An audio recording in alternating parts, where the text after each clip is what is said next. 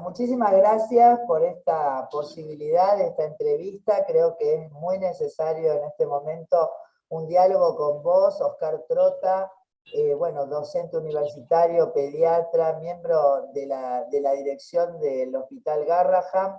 En realidad tu nombre nos saltó a la luz, ¿no es cierto?, en el periodo anterior, cuando saliste un poco a denunciar, ¿no?, lo que estaba pasando con el Hospital Garrahan, y bueno, realmente muchísimas gracias por la posibilidad de esta entrevista de hoy.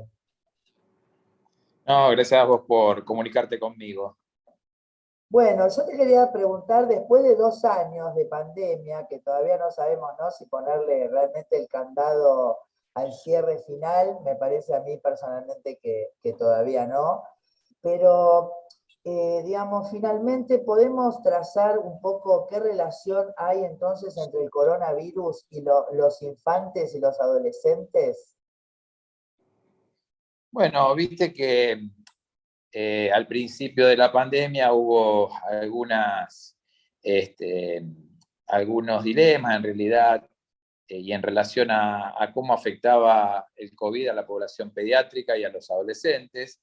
Rápidamente aparecieron numerosos estudios que hacían referencia y aportaban evidencia científica de que los chicos, aún no haciendo la forma grave de la enfermedad, es decir, no haciendo el colapso respiratorio que se ve en los adultos, sí eran pasibles de infectarse, de ser portadores y aún de transmitir el virus y la enfermedad a la población que lo rodea, ¿no?, a otros niños o a los adultos, en algunos casos con factores de riesgo. Así que ahí se tomó la precaución de también trabajar sobre la población pediátrica en relación a los cuidados y a los consejos de cuidados para evitar que sean difusores de la enfermedad.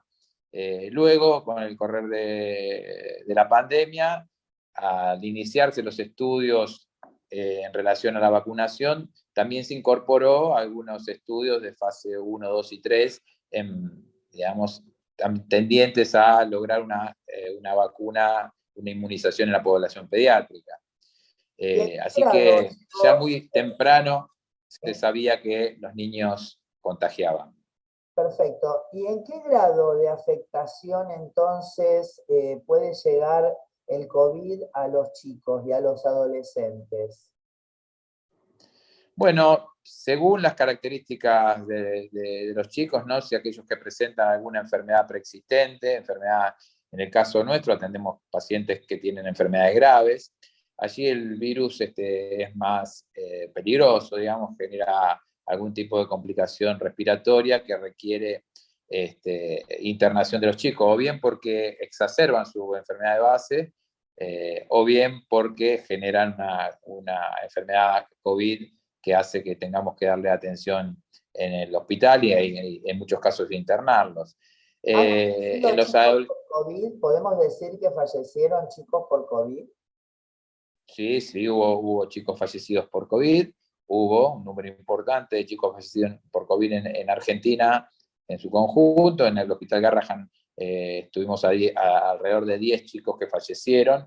Todos los del Hospital Garrahan, hay que decirlo, eran pacientes que tenían comorbilidades, digamos, enfermedades previas, graves, y que al contagiarse con COVID, bueno, lamentablemente fallecieron.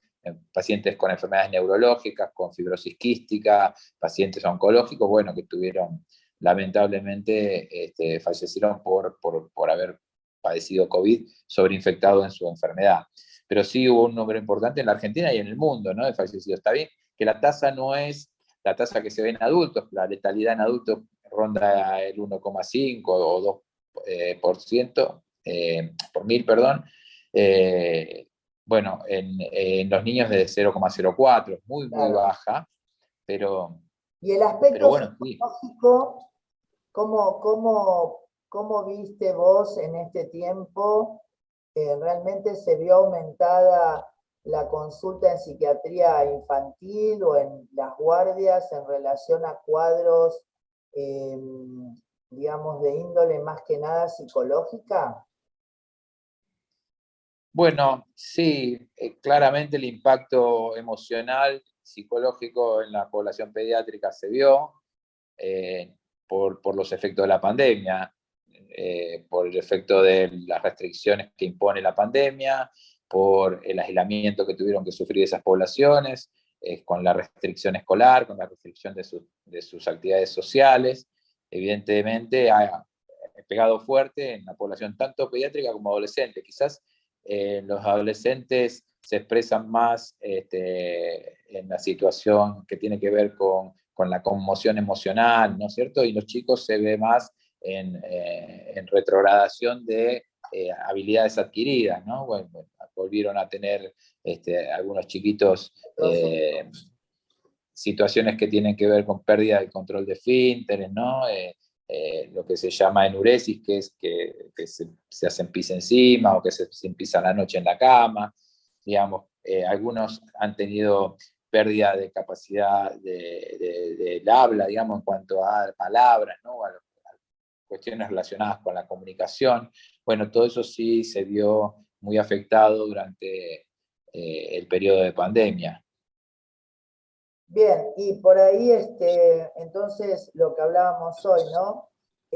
Por ahí el Hospital Garrahan, obviamente, como vos me estás diciendo, ¿no? Tiene un cierto sesgo en la población que ha recibido, porque justamente es un hospital que atiende patologías de relevancia, ¿no?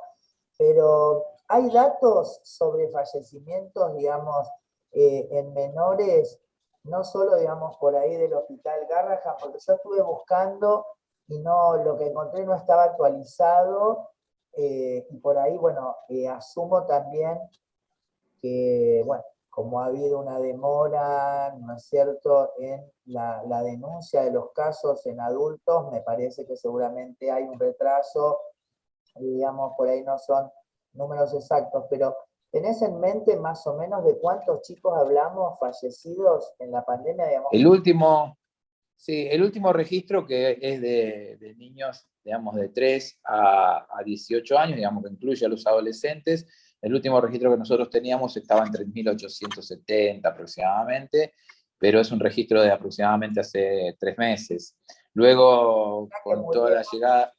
Murieron, digamos, por lo menos 100 chicos en 18 meses, ¿no es cierto? O sea, Sí.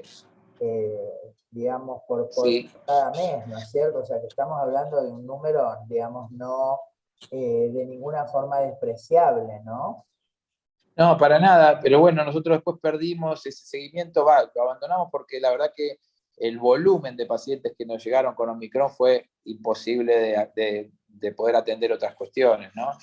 Tuvimos un volumen explosivo muy, muy importante, porque cuando nosotros tuvimos la segunda ola, que fue en el mes de abril y mayo del año 2021, del 2021, ahí tuvimos un aumento importante de casos que acompañó el aumento de la curva general. Claro. Entonces tuvimos un aumento importante de casos pediátricos, que también tuvimos que reforzar salas. También, ¿no es cierto? De la escolaridad presencial en claro, que coincidió con la... Aires.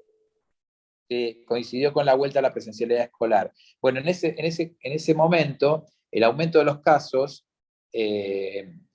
fue dado en 8 semanas, es decir, en 2 meses, de principio de abril a fines de mayo. Nosotros tuvimos un pico importante, tuvimos que abrir salas de internación y tuvimos que tomar algunas precauciones y decisiones para dar atención a esa población que requería atención. En este caso, la explosión de casos fue muy rápido. Desde el 15, nosotros teníamos 7 chicos internados a principios de diciembre, y para el 20 de diciembre teníamos casi 50. Y luego la primera semana de enero... ¿no? Con Omicron. Claro, con Omicron. Sí. Se triplicó en poco menos de 20 días. Exacto. Lo que nos dio un volumen muy alto. Entonces te hago esta pregunta. ¿Qué importancia tienen entonces las vacunas, ¿no es cierto?, para, digamos, la prevención, tanto obviamente de la infección a los propios niños, en relación entonces a que de todos modos se pueden enfermar gravemente, y obviamente para la transmisión, digamos, a todo lo que rodea el desarrollo de las infancias, como es inclusive la escolaridad presencial? Sí, bueno, ahí evidentemente nosotros, si bien tuvimos un número importante de casos, y que tuvimos que internar muchos chicos porque eran pacientes nuestros, digamos, para el seguimiento de pacientes con enfermedades complejas, lo que vimos es que no aumentó sustancialmente la mortalidad, ¿no? En esa franja etaria. Quiere decir que la vacunación evidentemente servía, pero no nos olvidemos también que nosotros tenemos en lo que es la Ciudad de Buenos Aires, y estos son datos del gobierno de la Ciudad de Buenos Aires, es solo el 54% de la población pediátrica de 3 a 12 años vacunada, es decir, que tenemos la mitad de la población sin vacunar. Claro. Y eso es un problema, digamos, fue un problema en su momento por el contagio con Omicron, y es un problema para el inicio de la presencialidad escolar. Vamos a tener aula en donde la mitad de los niños no van a estar protegidos, o Claro, porque por no eso tienen... eso era lo otro que te iba a preguntar, ¿no? ¿Qué opinás entonces de la vacunación como requisito para el ingreso escolar presencial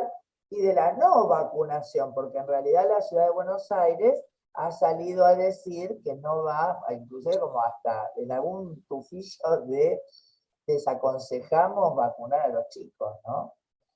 ¿Qué opinás? Bueno, ahí fíjate vos cómo funciona la cosa, digamos, en relación a los intereses que hay políticos detrás de las políticas o las políticas sanitarias, o la decisión que se tiene que tomar ahora en relación a lo epidemiológico y lo sanitario.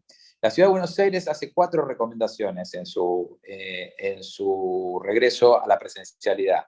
Habla de eliminar las burbujas, habla del uso de los barbijos, habla de algunas medidas de control, ¿no es cierto? Y el uso de barbijo a partir de 4º grado, mantener algunas medidas de control, digamos, de seguridad, y habla de eliminar los corredores escolares, ¿no es cierto? Que se entraba por grupo, que se entraba por aula. Ordenamiento, digamos. Todo lo que era el ordenamiento de la pandemia. No habla de vacunas, porque es una política que abona, digamos, a la política nacional. Entonces, confrontados políticamente por el espacio político, invisibiliza la importancia de la vacunación, no habla de la importancia de la vacunación, no recomienda la vacunación, no convoca a los pediatras a vacunar, no convoca a la población a vacunarse, para no, en cierta forma, generar un atributo a una política nacional que fue exitosa a todas luces. Y por otro lado, habla de 2 cosas que pondrían en evidencia la falta de políticas a nivel de la infraestructura de las escuelas, que es, no habla de la ventilación cruzada en las escuelas, fundamental, y no habla del distanciamiento y de la higiene permanente. ¿Por qué? Porque sabemos que las escuelas del gobierno de la ciudad no tienen capacidad para dar ventilación cruzada y calefacción en invierno, y no tienen capacidad para dar, perdón, y menos higiene.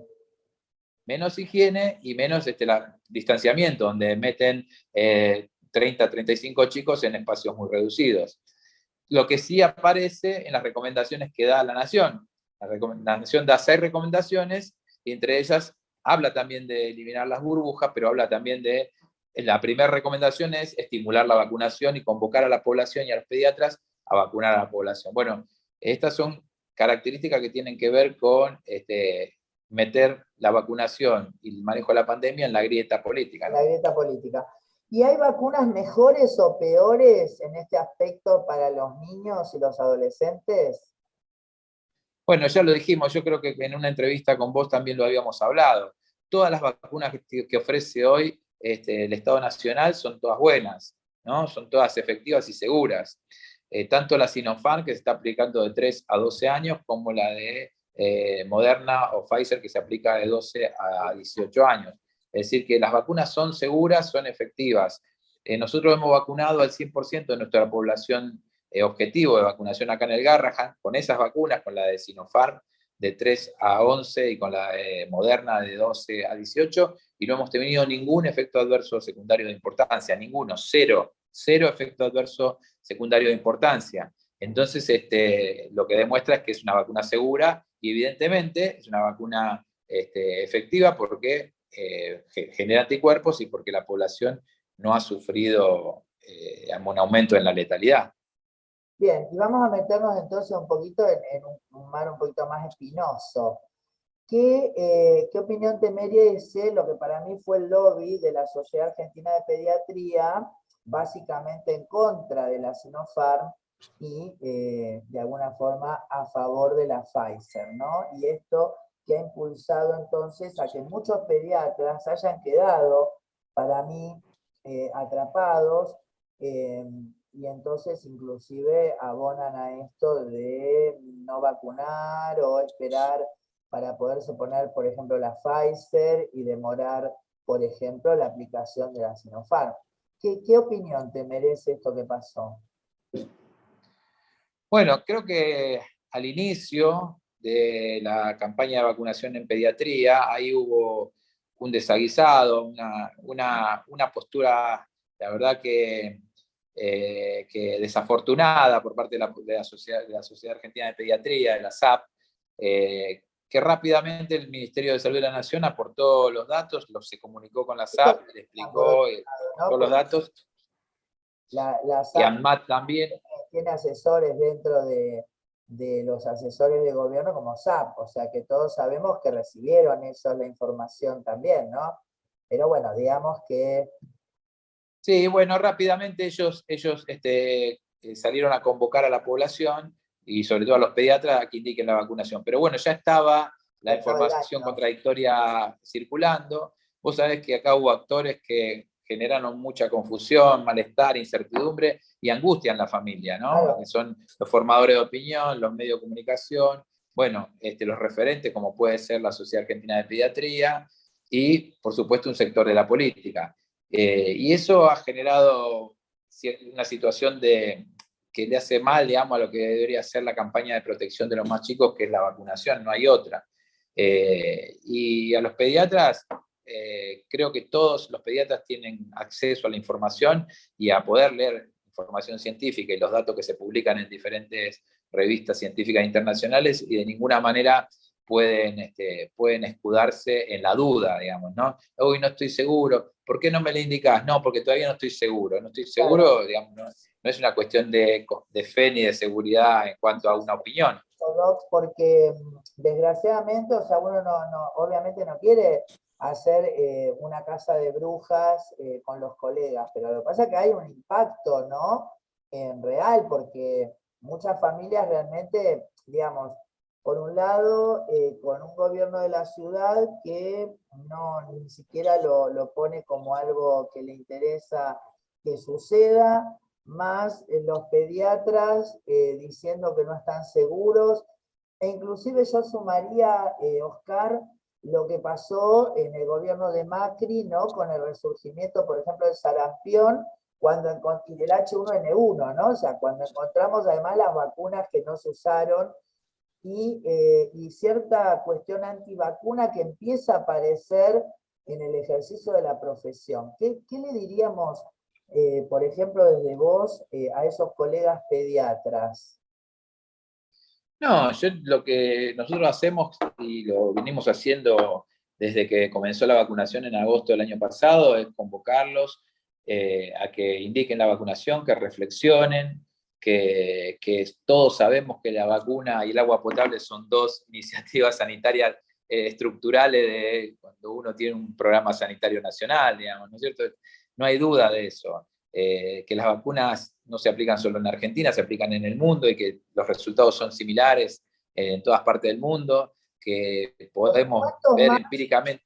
¿Cuánta gente, digamos, con secuelas neurológicas, ¿no es cierto?, respiratorias, psiquiátricas, etcétera, podríamos tener si no hubiéramos tenido padres que no son antivacunas, ¿no es cierto? Porque claro. si hoy no tenemos un brote de polio es porque nos vacunamos, no porque no haya polio, digo, ¿no? Exactamente. Sí, bueno, todo eso ponerlo en consideración a los pediatras, pero sobre todo desenmascarar esta actitud de algunos sectores de la política, sobre todo del gobierno de la ciudad, donde se muestran,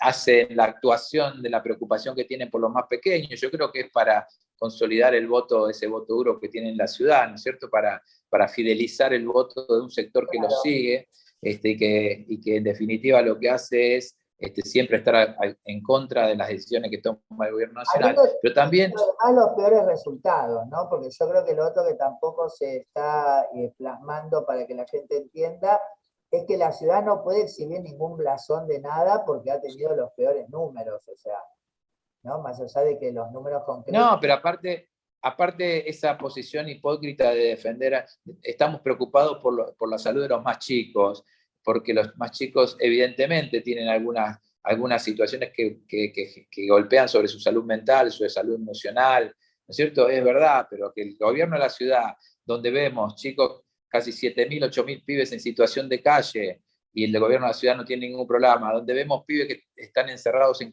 talleres clandestinos de confección de indumentaria en la zona sur de la ciudad de Buenos Aires, en Flores, en los talleres clandestinos, y el gobierno no hace nada, donde tenemos pibes que hacen actividad física sin apto físico, porque los clubes se llenan de pibes a hacer deporte y fútbol sobre todo, y los pibes no tienen apto físico, donde vemos a los pibes que viven en el camino de Sirga, ahí junto al riachuelo, contaminados con plomo, ¿sí?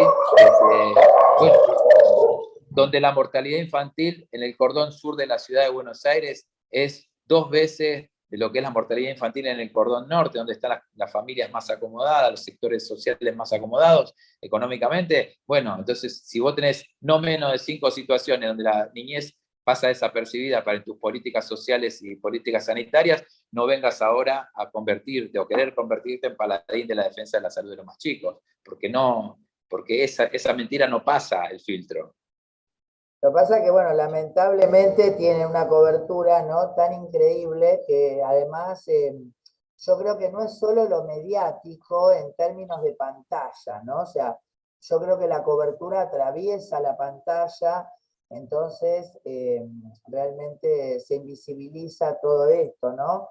Y en torno a esto, porque también tenés digamos, actividad gremial en relación, ¿no?, a ser también un trabajador de la salud, a, a justamente también inmiscuirte en la cuestión, digamos, de los trabajadores como tal, ¿no? Porque es toda también un desafío hoy por hoy lo que significó la gestión de la pandemia y en torno al personal de salud específicamente, y las representaciones gremiales, ¿no?, que nos han dejado bastante atrás en todo, ¿no?, como gremio. ¿Qué podés decirnos al respecto? Bueno, yo lo que considero, digo que he trabajado o tuve la suerte de trabajar con distintas organizaciones gremiales. Claro, sí, por supuesto, las organizaciones gremiales referentes a la salud, a los trabajadores de la salud, porque es mi ámbito, pero también he trabajado fuertemente con los representantes de los trabajadores de la educación, ¿no? Con UTE tuvimos un montón de actividades en la calle, inclusive en la puerta de escuelas, y en UTE, para proteger a los docentes y a los auxiliares en relación al contagio, la pandemia, bueno, acciones que los protejan. Por eso hablaba del personal de salud, ¿no? Siento que fuimos, de hecho falleció un colega, ¿no?, yendo a manifestarse, a pedir, digamos, una paritaria decente, digamos, en relación a nuestro trabajo. Bueno, y evidentemente lo que se ve en la ciudad de Buenos Aires es que la dirigencia gremial que representa a los trabajadores de la ciudad de Buenos Aires y sobre todo a los médicos y profesionales, ha privilegiado como siempre el acuerdismo con el gobierno de la ciudad, más allá de privilegiar el cuidado y la garantía de un medio ambiente laboral en condiciones de pandemia que los proteja, ¿no es cierto? Entonces, en ese aspecto creo que no hicieron más la conducción de los gremios de salud en la Ciudad de Buenos Aires, no hicieron más que repetir lo que ya venían haciendo siempre, ¿no? Porque también fue la misma actitud que se tomó en otras situaciones muy complejas que tiene el trabajador de la salud. Fantástico. Y entonces, ¿qué le podemos decir a las familias, ¿no? Finalmente, digamos que inclusive el médico pediatra se transformó en el médico de familia, ¿no?, en las últimas décadas.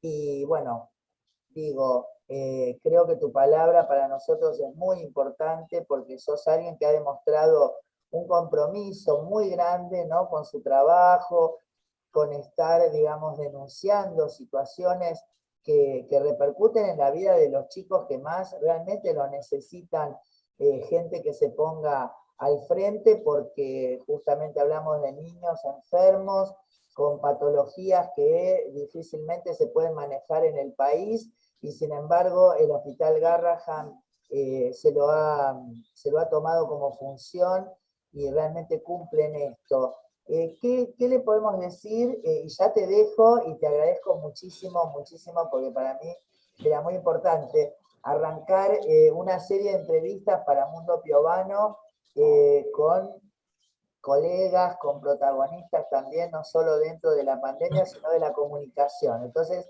¿qué comunicación establecemos con los padres de los chicos, de los adolescentes, para decirles, bueno, lo que se viene, qué es lo mejor para hacer desde el consejo de un pediatra? Bueno, primero que decirle a las familias que son nuestros aliados en el cuidado de la salud de los más chicos, ¿no? Y que decirle a los colegas pediatras también que es importante entender que la familia es parte del esquema de cuidado.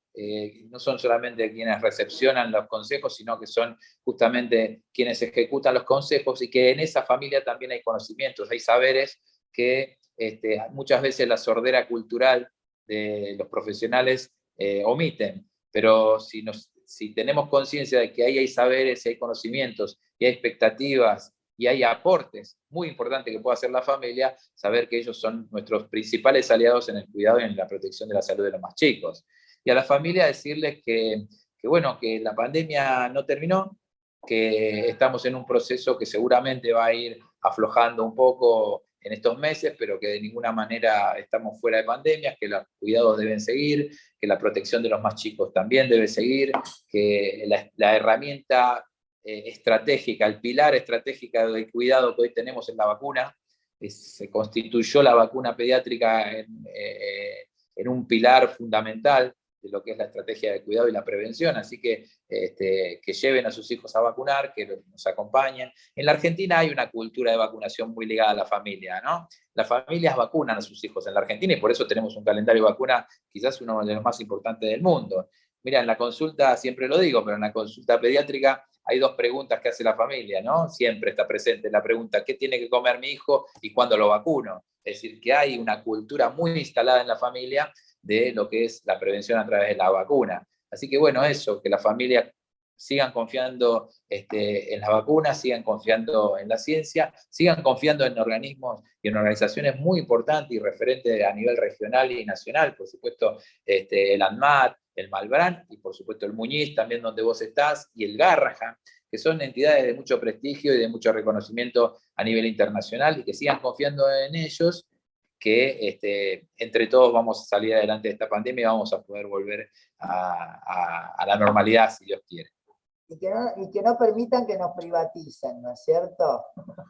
Sí, por supuesto. No permitan eso. Bueno, te agradezco muchísimo, Oscar, de verdad, y bueno, vos sabés que siempre a disposición también para la lucha que hemos encarado, ¿no?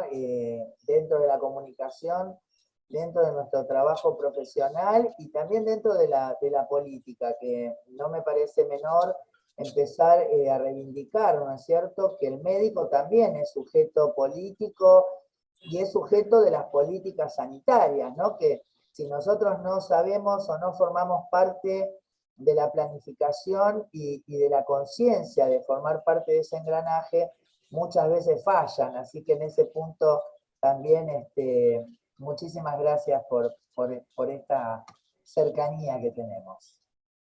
No, gracias a vos, te mando un abrazo fuerte. Saludos a la gente que escucha tu programa. Muchísimas gracias.